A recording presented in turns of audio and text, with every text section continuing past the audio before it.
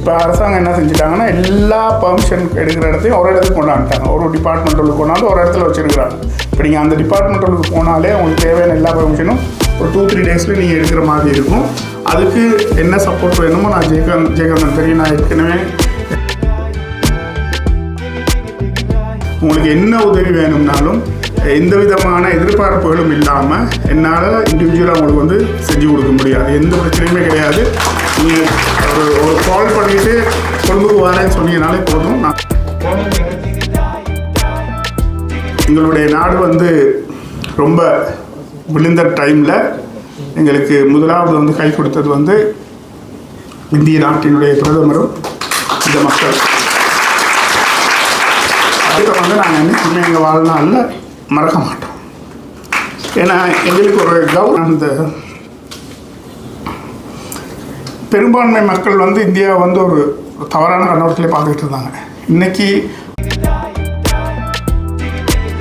ரெண்டாவது முக்கியமான விஷயம் வந்து சார், எனக்கு மார்க்கெட்டிங்கே பண்ண தெரியல சார். நான் எம்எஸ்எம்இ, நான் எங்கே போய் மார்க்கெட்டிங் பண்ணுறது? எனக்கு மேனேஜர் இருக்கா, நான் தான் தொழில் முனைவோர், நான் தான் எல்லாம் பார்க்கணும். எடுத்துக்கோங்க ஜெம் போர்ட்டல்.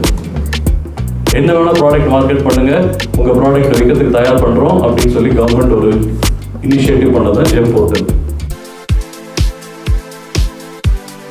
திருச்சிற்றம்பலம். தீபம் இயற்கை டிவி உறவுகளுக்கு வணக்கத்தை தெரிவித்துக் கொள்கிறோம். நாம் இந்த வீடியோவில் தொழில் முனைவோருக்கு ஒரு அவேர்னஸ் ப்ரோக்ராமை ரேஸ்கோ சீமா ஹாலில் லகு உத்யோக் பாரதி அப்படிங்கிற அமைப்பு சார்பாக ஏற்பாடு பண்ணியிருந்தாங்க கடந்த வெள்ளிக்கிழமை. இதில் நல்ல சிறந்த பேச்சாளர்களை கொண்டு வந்து பேசியிருக்கிறாங்க. நீங்கள் ஒரு தொழில் முனைவோராக இருந்தால் அவசியம் இந்த வீடியோக்களை பாருங்கள். இலங்கையில் நுவரோலியாவில் அமைந்துள்ள சீதா அம்மன் கோவில்.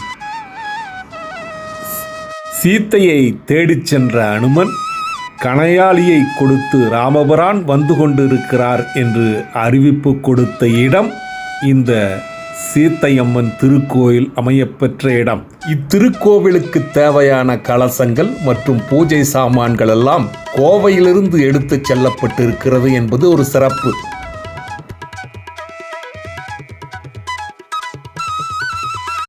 கோயம்புத்தூர்லேருந்து நிறைய பொருட்கள் கொண்டு போய் கலசத்துலேருந்து எல்லாமே கோயம்புத்தூர்லேருந்து தான் போச்சு. சீதையம்மன் கோவில், சீதையம்மன் கோவில் எல்லாருக்கும் தெரியும். இந்த கணையாளி கொண்டு போய் அந்த இடத்துல வந்து சீதையம்மனை பார்த்து அனுமன் வந்து பார்த்துட்டோம். அதனால் ரொம்ப அருமையான இடம். கண்டிப்பாக அந்த இடத்துக்கு விசிட் பண்ணணும். நம்ம மனித உறவு அப்படிங்கிறத வந்து நம்ம அங்கே போய் பார்த்தா தான் தெரியும். நம்ம மக்களோட தமிழரை வந்து எந்தளவுக்கு நம்ம மேலே ஒரு பாசம் அன்பு வச்சுருக்காங்கிறது. கண்டிப்பாக அது வந்து ஒரு அந்த உணர்வை நம்ம வந்து அங்கே போய் பார்த்து அனுபவிக்க வேண்டிய விஷயங்கள் கண்டிப்பாக. மிக்க நன்றி இந்தியாவில் வந்து. இப்போ வந்து புதுசாக ஸ்ரீலங்காவில் வந்து நம்ம இந்தியன்ஸ் போகணும் அப்படின்னா அவங்க வந்து ஏர்போர்ட்லேயே வந்து நமக்கு போனால் 5 நிமிஷத்தில் ஒரு 500 ரூபா பணம் கட்டினா 1 மாதத்துக்கு டிரைவிங் லைசன்ஸ் கொடுத்துட்றாங்க. அந்தளவுக்கு ஃபெசிலிட்டிஸ் எல்லாம் வந்து இந்தியன்ஸ் வந்து டெவலப் பண்ணிட்டு இருக்காங்க. இந்தியன் மணியை வந்து இப்போ டிரான்சாக்ஷன் பண்ணுற அளவுக்கு டெவலப் ஆகிட்டு இருக்கு. இதெல்லாம் வந்து பெரிய வாய்ப்புகள் நமக்கு. நம்ம பொருள் வந்து அந்த அங்கே என்ன பொருள் டிமாண்ட் இருக்கோ அது தகுந்த மாதிரி நம்ம வந்து எக்ஸ்போர்ட் பண்ணுறோம். அவர் வந்து ஃப்ரீலான்ஸ் ஜேர்னலிஸ்ட். அவர் வந்து நம்ம இலங்கையில் என்னென்ன பிஸ்னஸ் வாய்ப்புகள் இருக்குது அப்படின்னு சொல்லி நமக்கு வந்து எக்ஸ்பிளைன் பண்ணுறாரு. ஸோ இவர் வந்து பற்றி சொல்லணும் அப்படின்னு இவர் எனக்கு 2 நாள் 15 வருஷம் நண்பர். இலங்கை போகும்போது வரும்போது பார்க்கும்போது இவங்கெல்லாம் வந்து அந்தளவுக்கு ஒரு நாட்டுக்காக, நாட்டோட டெவலப்மெண்ட்டுக்காக வந்து ஒவ்வொரு ஸ்டேஜ்லேயும் வந்து டெவலப் பண்ண சிரமப்பட்டு இருக்காங்க. நம்ம வந்து இங்கேருந்து நம்ம என்ன எக்ஸ்போர்ட் பண்ண முடியும், என்ன நம்ம நாட்டிலேருந்து அங்கே அவங்களுக்கு கொடுக்க முடியும், அங்கே என்ன தொழில் வாய்ப்புகள் இருக்குன்னு பற்றி எக்ஸ்பிளைன் பண்ணுறாங்க.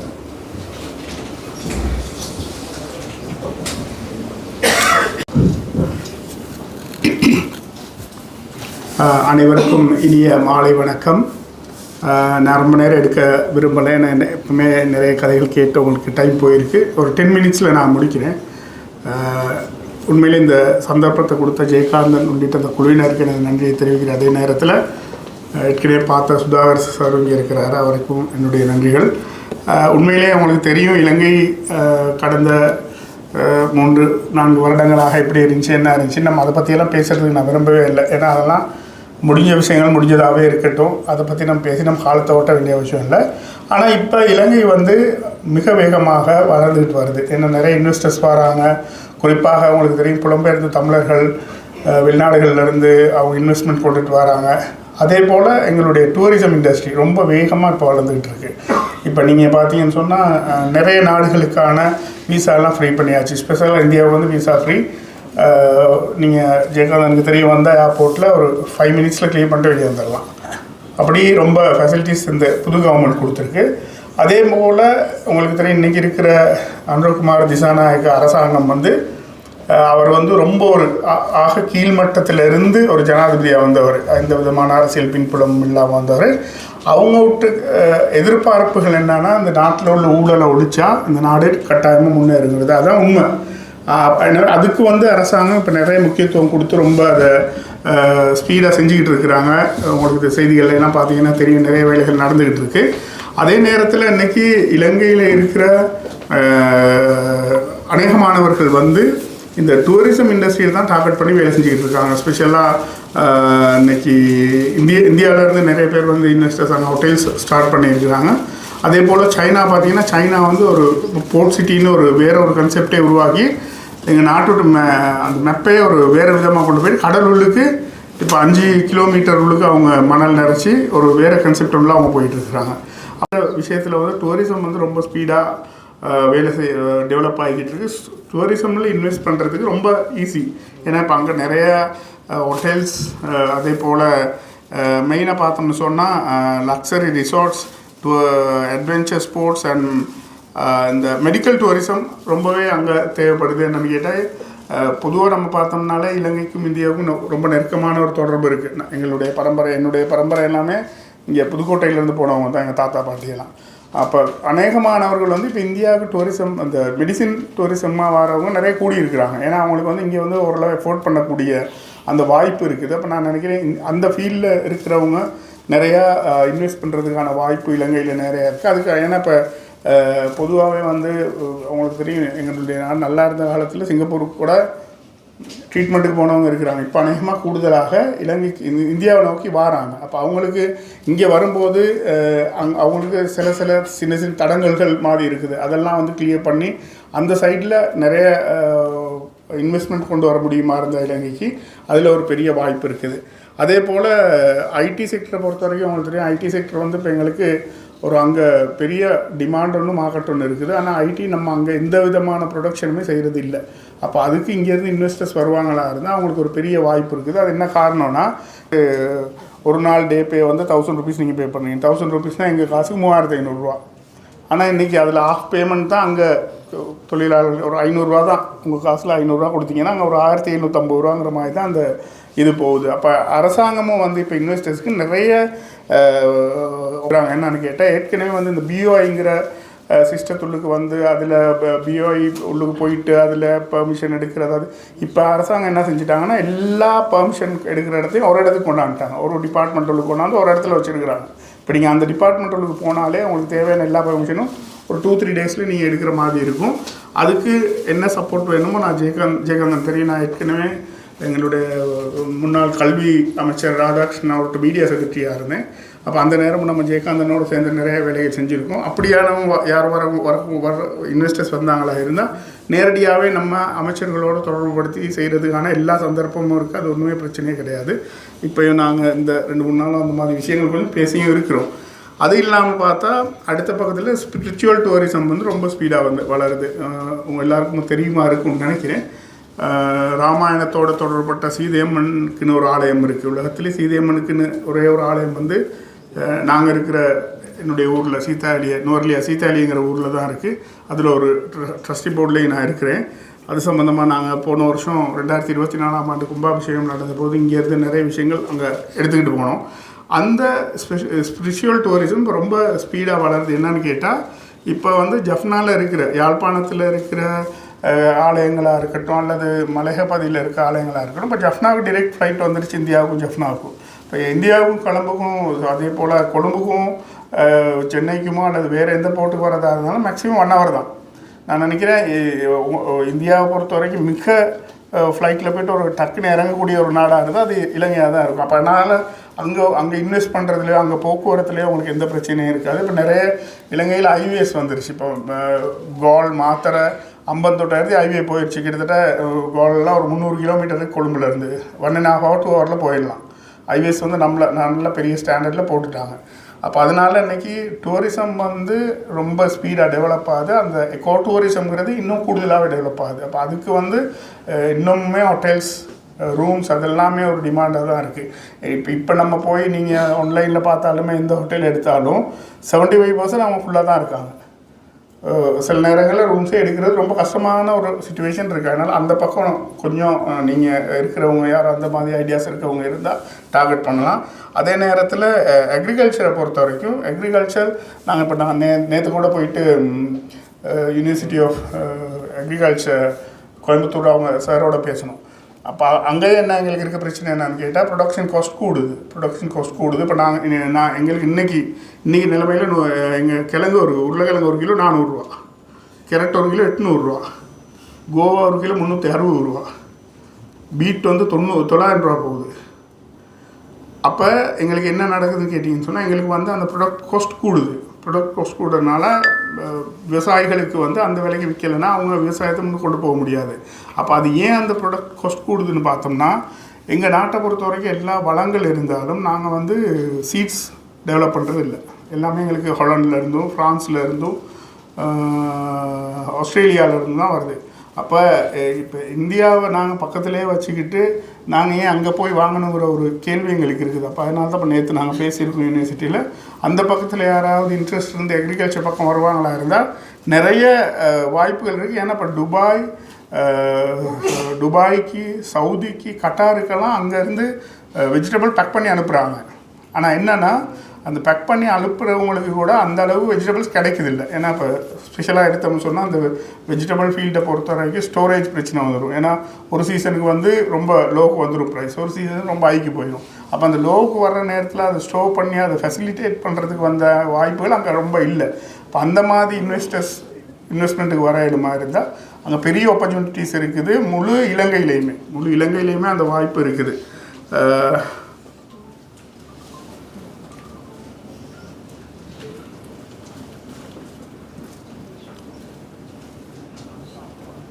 இந்த இந்த இந்த இந்த விஷயங்கள் தான் முக்கியமாக சொல்ல வேண்டியது இருக்குது. டைம் ரொம்ப குறைவாக இருக்கனால இந்த விஷயங்கள் சம்மந்தமாக அல்லது வேறு இன்வெஸ்டிங் சம்மந்தமாக ஏதாவது தகவல்கள் தேவைப்பட்டால் ஜெயகாந்தன் த்ரூ என்னோட தொடர்பு கொள்ளுங்க. எந்த பிரச்சனையுமே இல்லை. எனி டைம் நான் ஆன்லைனில் இருப்பேன். உங்களுக்கு என்ன உதவி வேணும்னாலும் எந்த விதமான எதிர்பார்ப்புகளும் இல்லாமல் என்னால் இண்டிவிஜுவலாக உங்களுக்கு வந்து செஞ்சு கொடுக்க முடியாது. எந்த பிரச்சனையுமே கிடையாது. நீங்கள் ஒரு கால் பண்ணிவிட்டு கொழும்புக்கு வரேன்னு சொன்னீங்கனாலே போதும். நாங்கள் மிச்சம் எல்லாமே நம்ம பார்த்துக்கலாம். அங்கே தங்குறதா இருக்கட்டும், போக்குவரத்தாக இருக்கட்டும், அங்கே மினிஸ்டரை பார்க்குறதா இருக்கட்டும், அப்ரூவல்ஸ் எடுக்கிறதா இருக்கட்டும், எல்லாமே ஃபிங்கர் டிப்ஸில் இருக்குது நம்மக்கிட்ட. ஏன்னா அதுக்கான இப்போ எல்லா வாய்ப்பும் வந்திருக்கு. அதே நேரத்தில் இறுதியாக ஒரு வார்த்தையை நான் சொல்லி நிறைவு செய்ய விரும்புகிறேன். எங்களுடைய நாடு வந்து ரொம்ப விழுந்த டைமில் எங்களுக்கு முதலாவது வந்து கை கொடுத்தது வந்து இந்திய நாட்டினுடைய பிரதமரும் இந்த மக்கள். அதை வந்து நாங்கள் என்றைக்குமே எங்கள் வாழ்நாளில் மறக்க மாட்டோம். ஏன்னா எங்களுக்கு ஒரு அந்த பெரும்பான்மை மக்கள் வந்து இந்தியாவை வந்து ஒரு தவறான கண்ணோட்டத்திலே பார்த்துக்கிட்டு இருந்தாங்க. இன்றைக்கி அதே மக்கள் இங்கே வந்து 50% அமெரிக்கா டேக்ஸ் போட்டுருச்சுன்னொன்னே அதே பாராளுமன்ற உறுப்பினர் ஒருத்தர் பார்லிமெண்ட்டில் எல்லாமே பேசினார், நீங்கள் எல்லாம் இதை நினச்சி சிரிக்காதீங்க, கஷ்டப்பட்ட நேரம் அவங்க தான் நமக்கு முதல்ல உதவி செஞ்சாங்கன்னு. அந்த நிலைமைக்கு இன்றைக்கி அவங்க உணர்ந்திருக்காங்கன்னு சொன்னால் அன்னைக்கு இந்தியா செஞ்ச அந்த உதவி. எனவே தொடர்ந்தும் நம்ம எல்லாரும் ஒரே தான் கைகோர்த்து பயணிப்போம். நம்ம எல்லோரும் தொப்புள் கொடி உறவுகள் நாங்கள் சொல்லுவோம். அந்த உறவு மேலும் தொடரும். சந்தர்ப்பம் கொடுத்த ஜெயகாந்தன் உட்பட்ட குழுவினருக்கு நன்றி கூறி அனைவருக்கும் சிறந்த எதிர்காலம் அமையும் என்று வாழ்த்து விடைபெறுகிறேன். நன்றி, வணக்கம்.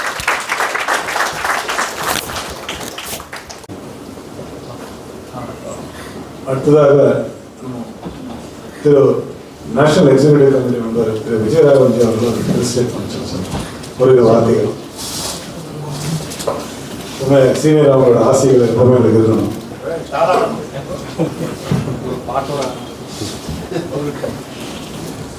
Respected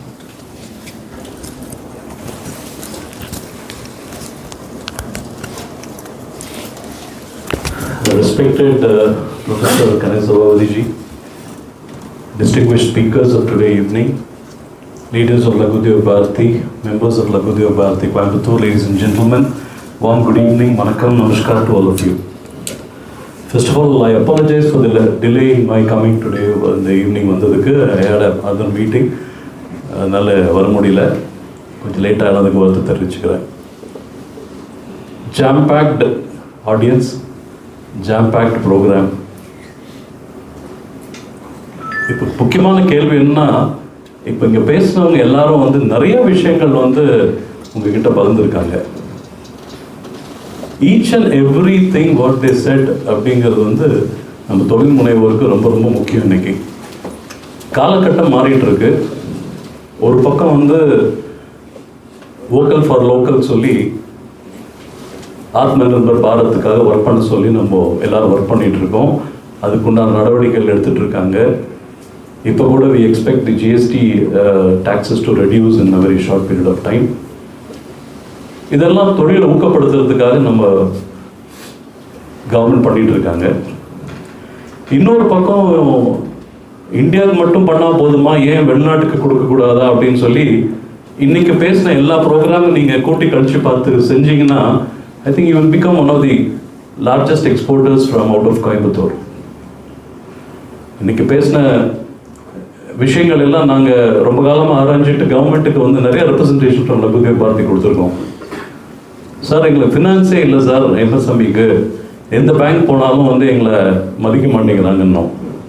சிட்பி பிரான்ச் ஓப்பன் பண்ணி இன்னைக்கு பல மீட்டிங்கில் பல சிட்பி மேனேஜர்ஸ் வந்து எல்யூபி மெம்பர்ஸுக்கு வந்து லோன் கொடுத்துட்ருக்காங்க. Not only for LUP members, for anybody the access to funds வந்து ரொம்ப ஈஸியாக பண்ணி கொடுத்தாங்க நம்ம கவர்மெண்ட்.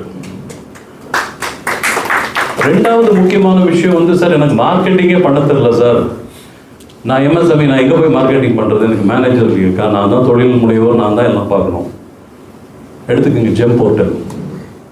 என்ன வேணால் ப்ராடக்ட் மார்க்கெட் பண்ணுங்கள், உங்கள் ப்ராடக்ட் வைக்கிறதுக்கு தயார் பண்ணுறோம் அப்படின்னு சொல்லி கவர்மெண்ட் ஒரு இனிஷியேட்டிவ் பண்ணது தான் ஜெம் போர்ட்டல். அதுக்கு அடுத்த ஸ்டேஜ் இப்போ ஓஎன்டிசின்னு ஒன்று வந்துருச்சு. Probably I think some of the day will speak on that. So marketing இனிஷியேட்டிவ்க்கு government has help us. Sir எனக்கு ஸ்கில் இல்லை சார், ஆளுங்க எங்கிட்ட வேலைக்கு பண்ணுறதுக்கு இருக்காங்களே தவிர அவனுக்கு ஸ்கில் டெவலப்மெண்ட் இல்லை. எவ்வளோ ஸ்கில் டெவலப்மெண்ட் சென்டர் வேணும்ட்டு government is making arrangements for skill development centre. இப்படி நீங்கள் ஒவ்வொரு விஷயத்தையும் பார்க்கும்போது நம்ம என்ன கேட்டாலும் எம்எஸ்எம்இஸ்க்கு இப்போ கவர்மெண்ட் பண்ணுறதுக்கு தயாராக இருக்காங்க. இன்னைக்கு பேசினாங்க productivity, lean management, Z certificate. What is all this? It is making us move towards the manufacturing excellence. Manufacturing excellence இருந்தால் தான் இன்னைக்கு நம்ம வந்து உலகளவில் நம்ம நிறுவனங்கள் வந்து வளர முடியுங்கிறது மாற்றுக்கிறது கிடையாது. அதுக்கு தான் இன்னைக்கு நம்ம பேசுறது எல்லாம். MSMEs மட்டும் கொஞ்சம் ஒரு மைண்ட் செட் வேணும் sir. We should think big, we should think different. I think madam இங்கே இருக்காங்க, எவ்வளோ பேருக்கு உங்களுக்கு தெரியும்னு தெரில. Hemalatha madam, please get up for our people. EV vehicle பற்றி யாரும் பேசாத போது அவங்க இவி வெஹிக்கிள் ஆரம்பித்தாங்க. And I was told that Ratan Tata was one of her person who invested in that company during those point of time. And நாங்கெல்லாம் LUB ரொம்ப சின்ன ஒரு ஆர்கனைசேஷனாக கோயம்புத்தூர் இருக்கும்போது madam was eagerly working with this. எதுக்கு இதை சொல்கிறேன்னா, thought process of the MSMEs has to change. Today we are looked at as a global, India has been looked at with respect on global. Sir சொன்னார் ஸ்ரீலங்காவில் வந்து ஒரு எவ்வளோ தூரம் நம்ம நாட்டை பற்றி பெருமையாக பேசினார்னா, that respect has been created by our leader. It is for us to create that respect for our product also. நடக்கும். We are on the right path. LUB is here to support all of you. நாங்கள் ரெடியாக இருக்கிறோம். இப்போ முக்கியமான கேள்வி, நீங்களாம் ரெடியாக இருக்கீங்களா அப்படிங்கிறது தான். So I wish all of you take this initiative seriously. We will work towards making India becoming a global leader, and our economy will be the top 3 economy in the next 5 years at least, if not more than that. And I'm sure that all of you will be a part of it. Thanks for the opportunity. I wish the Coimbatore team all the very best, and it's a great program. Thank you, Ganesavavadi sir, for coming in and guiding us on this evening. Thank you all. Jai Hind.